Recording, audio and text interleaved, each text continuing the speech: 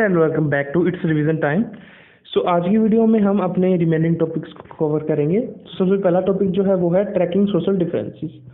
तो social difference को track करने का क्या जो है वो जरिया था। तो जो आर्कियोलॉजिस्ट थे उन्होंने दो हमको जो है वो एग्जांपल्स देकर समझाया है कि मतलब जो सोशल डिफरेंस होता था उस टाइम में, या फिर जो इकोनॉमिक डिफरेंस होता था, अमीरी या फिर क्लास वाइज डिफरेंस होता था, उसको कैसे पता लगाया जा सकता है। तो उसको पता लगाने के लिए उन्होंने दो जो है वो एग्जांपल दिए हैं, एक बरियल का और एक लुकिंग फॉर लग्जीरियस। तो जो पहले बरियल का एग्जांपल उन्होंने दिया है, तो बरियल के एग्जांपल में वो कहते हैं कि जो सोशल डिफरेंस को दिखाने का सबसे आसान तरीका था वो बरियल ही था। मान लीजिए कि एक इंसान को मतलब बरियल मतलब होता है कि डेड बॉडी को उसकी मतलब मरने के बाद उसको मिट्टी के अंदर दबा देना।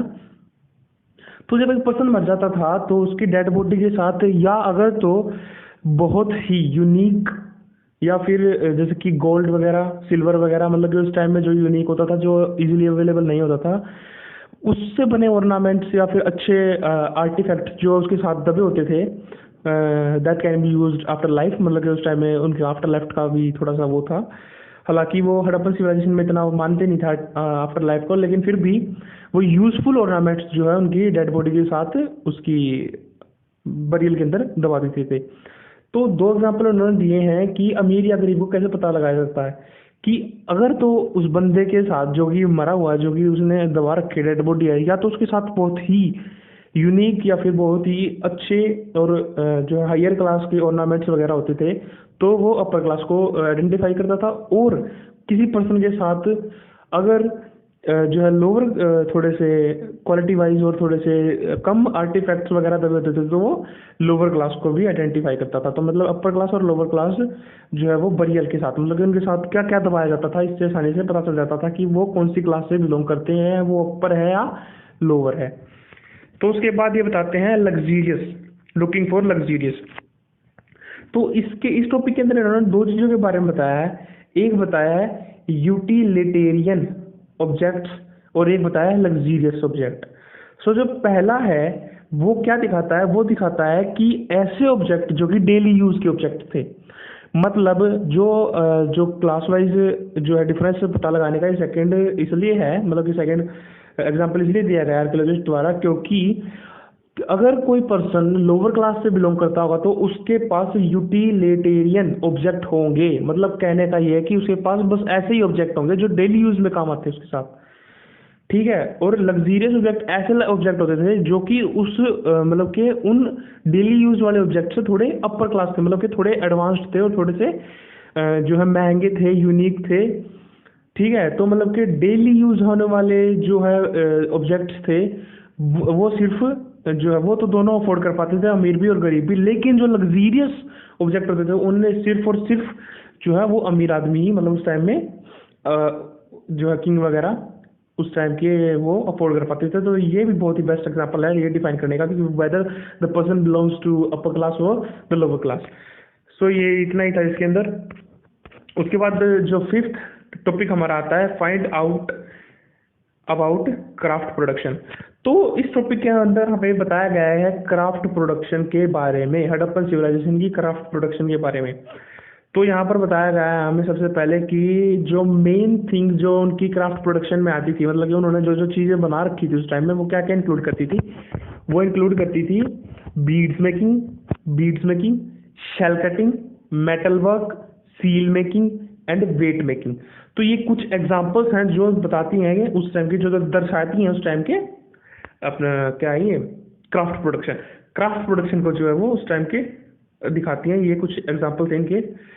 तो the variety of materials used to make beads remarkable. तो उसके बाद इन्होंने एग्जांपल लेके बताया है कि जो बीड्स थी, जो बीड्स का प्रोडक्शन वो करते थे उस टाइम में, उसके लिए जो जो मटेरियल यूज होते थे वो थे जेस्पर, क्रिस्टल, क्वार्टर्स, स्टेटाइट। और जो मेटल यूज होते थे वो थे copper, bronze, gold, shell, terracotta, burnt clay.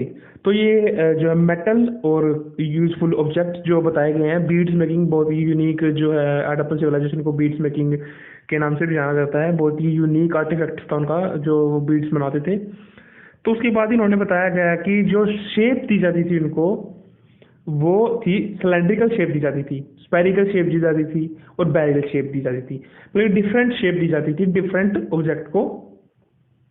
ठीक है, तो यहाँ पर ये बताया गया है। उसके बाद उनके ऊपर पेंटिंग भी की जाती थी और एक यूनिक डिज़ाइन भी बनाया जाता था जो कि उनके आर्टिफैक्ट्स को थोड़ा सा अच्छा दिखने में हेल्प करता था।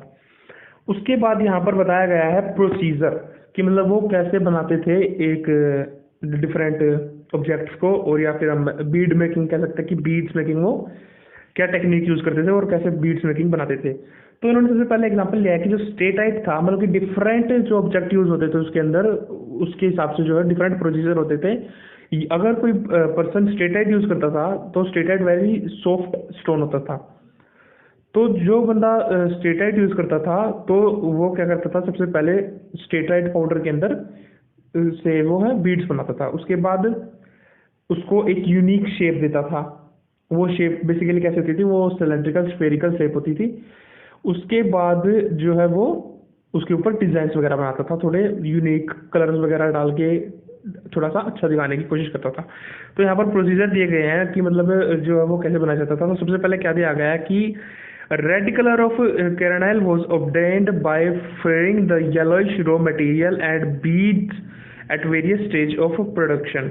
बल्कि जो बीड्स थी वो जो है स्टेटाइट से बना ली जाती थी। बनाने जाने के बाद उसके ऊपर जो कलर दिया जाता था रेड कलर का, वो येलोइश रॉ मटेरियल से निकाल कर जो है वो बीड्स के ऊपर दिया जाता था। उसके बाद वो क्या करते थे, वो रफली उसको चॉप करके, चिप करके, मतलब कि उसको कट करके, उसके बाद प्रेशर फ्लेकिंग नाम का मतलब एक प्रोसेस होता है सॉरी, जिसके अंदर क्या करते हैं कि हथौड़ा और एक छिन्नी टाइप ऑब्जेक्ट लेकर उसको एक यूनिक शेप देते हैं। तो उसके बाद कलर प्रोवाइड करने के बाद सबसे पहले स्टेटाइट से वो जो है ऑब्जेक्ट बनाते थे। उसके बाद स्पेरिकल ऑब्जेक्ट बनाते थे। बेसिकली थोड़ा सा रह जाता होगा अच्छी यूनिक, उस टाइम में वो आती नहीं होगी शेप, वो बाद में दी जाती थी फ्लेकिंग के प्रोसेस में। उसके बाद उसको कलर दिया जाता था रेड कलर, जो कि येलोइश रॉ मटेरियल से प्रोवाइड किया जाता था। उसके बाद जो हमारा लास्ट सेकेंड जो है स्टेप है उसके अंदर वो क्या करते थे, उसके अंदर वो उसको प्रोवाइड करते थे एक यूनिक शेप फ्लेकिंग से। उसके बाद वो करते थे ड्रिल, मतलब जिसके अंदर होल्स वगैरह करते थे ताकि उसको जो है डिफरेंट बीड्स थे उनको एक धागे या फिर उसके अंदर वो अच्छे से पैक कर सकें। उसके बाद लास्ट के अंदर वो क्या करते थे, उसको अच्छे से शेप वगैरह दे करके उसको जो है पॉलिशिंग वगैरह करते थे, उसकी फिनिशिंग वगैरह करते थे, अच्छे से पॉलिश वगैरह करके, पेंटिंग वगैरह करके उसको ऊपर अच्छे से उसकी फिनिशिंग कर देते थे। तो ये प्रोसीजर थे बीड्स वर्किंग के। ओके, उसके बाद दे रखा है 5.1 topic identify centre of production. इसके अंदर हमें बताया गया है कि मतलब ऐसे कौन कौन से जो है वो सेंटर्स थे, मतलब ऐसे कौन कौन से एरिया थे जहाँ पर डिफरेंट प्रोडक्शन होती थी। तो यहाँ पर जो सबसे पहले हमें एग्जांपल दिया गया है कि raw metal such as stone, nodules, wall shell, copper और tools, unfinished object, reject and waste material. Okay okay, तो मतलब इसने ये बताया गया कि जो सेंटर्स वगैरह होते थे, जो जहाँ पर जो डिफरेंट प्रोडक्ट्स बनाए जाते थे, उनके जो सेंटर्स होते थे, उनको कैसे पता लगाया गया आर्कियोलॉजिस्ट द्वारा कि मतलब कि कौन कौन से प्लेसेस है जहाँ पर क्या क्या चीज़ें बनी है। तो आर्कियोलॉजिस्ट ने हमें दो एग्जांपल दिए हैं कि पता लगाने के लिए कि मतलब वो प्रोडक्ट कहाँ पे बना है, वो पता लगाने के लिए सबसे पहले हमें उस प्रोडक्ट की अवेलेबिलिटी को पता लगाना पड़ता है कि मतलब वो जो प्रोडक्ट उन्होंने यूज़ किया था वो कहाँ से कहाँ पर अवेलेबल था, या फिर उस जो डिफरेंट ऑब्जेक्ट्स में जो रॉ मटेरियल्स यूज हुए हैं वो उनकी प्रोडक्शन कहाँ पे हुई थी, उससे जो उसका प्लेस है वो पता चल जाता था। और सेकेंड एग्जाम्पल इन्होंने दिया है वेस्ट से, मतलब कि जैसे कि फ्लेकिंग के प्रोसेस के अंदर जब एक्स्ट्रा मटेरियल उसको शेप देते वक्त काट दिया जाता था, उस मटेरियल को कट करने के बाद जो वो वेस्ट बच जाता था उसको वो डिस्पोज कर देते थे एक पर्टिकुलर एरिया के अंदर। तो उससे भी पता लगाया जाता था कि मतलब कि जो वेस्ट था, जहाँ पर वो वेस्ट मिलता था, उससे पता चल जाता था कि वो प्रोडक्ट यहाँ पर बना है। ओके, तो मतलब ये दो एग्जांपल देते हैं, availability of resource raw material और वेस्ट से हम ये पता लगा सकते हैं कि वो जो प्रोडक्शन हुई है उस प्रोडक्ट की, बीड्स की, क्राफ्ट की, सील की, जो भी है वो कहाँ पर प्रोड्यूस हुआ है। उसके बाद सिक्स्थ जो टॉपिक दिया गया है वो बताया गया है इन्होंने स्ट्रेटजीज फॉर प्रोड्यूसिंग मटीरियल्स, मतलब कि मटेरियल को प्रोड्यूस करने के अंदर क्या क्या स्ट्रेटजीज यूज होती थी। तो सबसे पहले इसने क्या दिया कि as is obvious a variety of material was used to craft production. Okay, so अब क्या होता था कि मतलब हमने आर्कियोलॉजिस्ट ने ये तो पता लगा लिया कि मतलब उस पर्टिकुलर एरिया के बारे में जहाँ पर वो प्रोड्यूस हुआ, लेकिन कुछ एक रॉ मटेरियल ऐसे भी होते थे क्राफ्ट प्रोडक्शन के अंदर जो अवेलेबल नहीं होते थे एक एरिया में। तो उनकी अवेलेबिलिटी को जो है उनकी उनको उन रॉ मटेरियल्स को यूज़ करने के लिए, क्योंकि ये जो प्रोडक्शन हमें करनी है तो उसमें रॉ मटेरियल्स तो यूज़ होने ही होने हैं, ऑब्वियस बात है। लेकिन वो मटेरियल वहाँ पर थे ही नहीं, तो वो क्या कर सकते थे, तो वो क्या करते थे, वो उसको ट्रांसपोर्ट करते थे किसी और एरिया से जहाँ पर उनकी अवेलेबिलिटी हाई होती थी, या फिर बहुत ही अच्छे जो है अच्छी प्रोडक्शन होती थी वहाँ पर, मतलब लार्ज एरियाज में वो प्रोड्यूस वहाँ पर होते थे। तो यहाँ पर इस टॉपिक के अंदर बस कुछ नहीं है, इस टॉपिक के अंदर उन्होंने कुछ एरियाज के बारे में बताया है जहाँ पर डिफरेंट रॉ मटेरियल प्रोड्यूस किए जाते थे, डिफरेंट रॉ मटेरियल जो वहाँ से ट्रांसपोर्ट किए जाते थे। तो सबसे पहले इन्होंने एग्जांपल दिया गया है, वो है देखिए दिया गया है Nageshwar and Balakot in areas where shell was available. तो शेल जो रॉ मटेरियल था वो नागेश्वर और बालकोट के अंदर जो है वो सबसे अच्छा मिलता था। उसके बाद इन्होंने बात की है शोरतुगाई इन अफगानिस्तान, वहाँ पर लैपिस लेजुली एक ब्लू स्टोन होता था, ब्लू कलर का स्टोन होता था, बहुत ही अच्छा, जो क्राफ्ट में बहुत ज़्यादा यूज़ किया जाता था। उसकी अवेलेबिलिटी कहाँ थी, वो थी अफगानिस्तान से जो है वो ट्रांसपोर्ट किया जाता था। ओके, तो नेक्स्ट जो हमें बताया गया है वो बताया गया है, उसके बाद इन्होंने बताया है किसकी production apparently very high stone.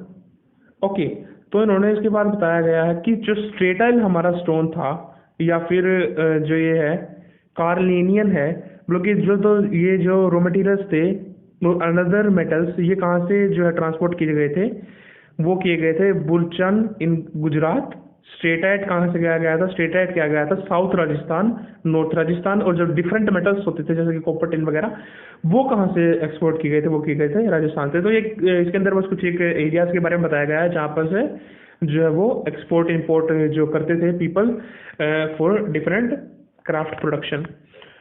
तो हाँ, इसके अंदर ये बस इतना ही है, ज़्यादा कुछ है नहीं इसके अंदर, बस एरियाज बताए गए हैं जो जो यूज़ किए जाते थे। उसके बाद इन्होंने एक एग्जांपल बताया है कि जो खितरी एरिया था, आर्कियोलॉजिस्ट जिसको गणेश्वर जो जोधपुर कल्चर वो non Harappan pottery and usual wealth of copper object. Okay, जो जोधपुर का गणेश्वर जो वो था एरिया था, जिसको खितरी नाम से बुलाया जाता है, खितरी एरिया, वहाँ पर कॉपर ऑब्जेक्ट बहुत ही हायर क्वांटिटी के अंदर मिलता था, जहाँ से इंपोर्ट किया जाता था कॉपर ऑब्जेक्ट को। मतलब कि इसके अंदर जो मैंने डिफरेंट एरियाज बताए हैं, प्लीज़ उनको नोट कर लीजिएगा। उसके बाद यहाँ पर है 6.2 कॉन्टैक्ट विद डिस्टेंट लैंड। तो इस टॉपिक के अंदर क्या बताना चाहते हैं, आर्कियोलॉजिस्ट ने ये बोला है कि जो डिफरेंट ऑब्जेक्ट थे, डिफरेंट ऑब्जेक्ट जो डिफरेंट जगह पर प्रोड्यूस किए जाते थे, उनके अंदर कुछ ना कुछ ऐसा यूनिक होता था जो कि एक मटेरियल जो उसके अंदर यूज किया गया है उसकी यूनिकनेस, या फिर जो उस एरिया से वो बिलोंग करता है उसको डिफाइन करता था। फॉर एग्जाम्पल चलिए देखते हैं, ज़्यादा कन्फ्यूजन होने वाली बात नहीं है, इसके अंदर भी बस एरियाज के बारे में बताया गया है।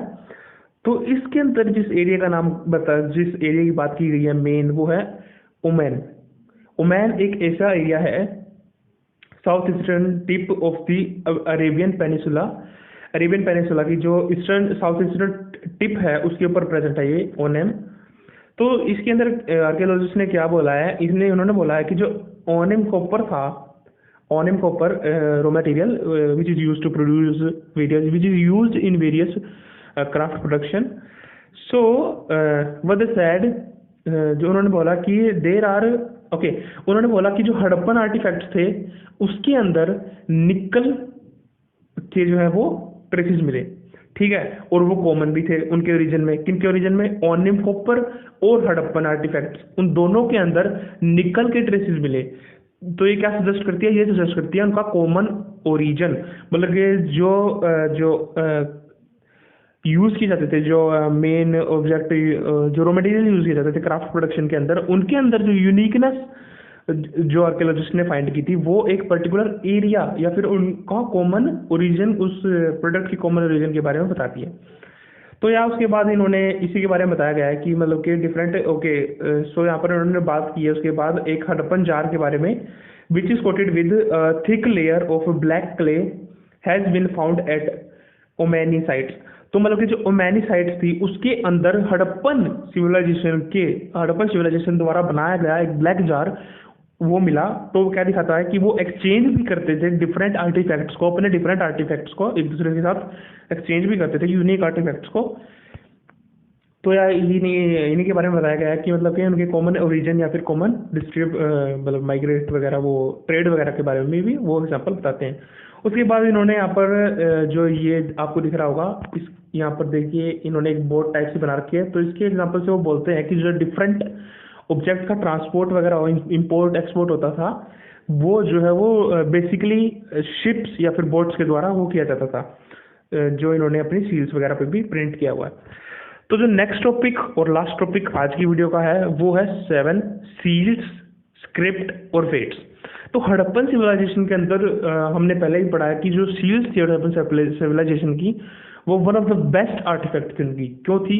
क्योंकि जो सील थी उसके ऊपर वो डिफरेंट जो पिक्टोग्राफी फॉर्म का यूज़ किया था उन्होंने, डिफरेंट जो है वो साइंस का यूज़ किया था, अल्फ़ाबेट्स का यूज़ किया था, और उसके अंदर उन्होंने स्टेटाइट मेटल का भी यूज़ किया जाता था। तो बहुत ही हार्ड होता था, वो जो सील्स थी वो बहुत हार्ड मिलती थी, वो टूट नहीं पाती थी इजीली। तो इन्होंने इसके अंदर क्या बोला है कि जो सील और सीलिंग होती थी उनका यूज़ क्या होता था, वो मतलब बनाई क्यों गई, उनका यूज़ क्या था, उनका मतलब कारण क्या था बनाने का। तो उन्होंने बोला कि जो सील्स थी वो अगर एक ऑब्जेक्ट के ऊपर लगा दी जाती थी, तो जब तक जब तक वो ऑब्जेक्ट जो है कस्टमर के पास नहीं पहुंचाता था, कि मान लो मैंने कोई प्रोडक्ट बेचना है, मैं कोई प्रोडक्ट सेल कर रहा हूँ, कोई प्रोडक्ट को मैं ट्रेड कर रहा हूँ, तो मैं अपनी सील उसके ऊपर लगाकर जो है उसको ट्रेड करूँगा, उसको अपने कस्टमर के पास भेज दूंगा। तो जब तक वो सील टूटेगी नहीं ना, जब तक वो सील मतलब कि अच्छे से उसके ऊपर लगी रहेगी, उस ऑब्जेक्ट के ऊपर लगी रहेगी, तो वो ये इंडिकेट करता रहेगा कि ये जो ऑब्जेक्ट है, ये जो प्रोडक्ट है, ये टेम्पर्ड नहीं हुआ, मतलब कि इसको खोला या फिर बीच में इसको टूटा हुआ मतलब कोई सामान है जो उसको उसके साथ छेड़छाड़ी नहीं की गई है, जैसा मैंने सेंड किया था ये वैसा का वैसा जो है मेरे कस्टमर के पास पहुंचा है, अगर वो सील उसके ऊपर वैसे की वैसी है। तो ये मतलब कि बस ये एक एग्जांपल था ये दिखाने के लिए कि जो ऑब्जेक्ट है, जो प्रोडक्ट है उसके अंदर, वो टेम्पर्ड, उसके साथ छेड़खानी नहीं की गई है, वो डायरेक्टली ऐसा कैसे उसके ऊपर आया है, ये सील का काम होता था।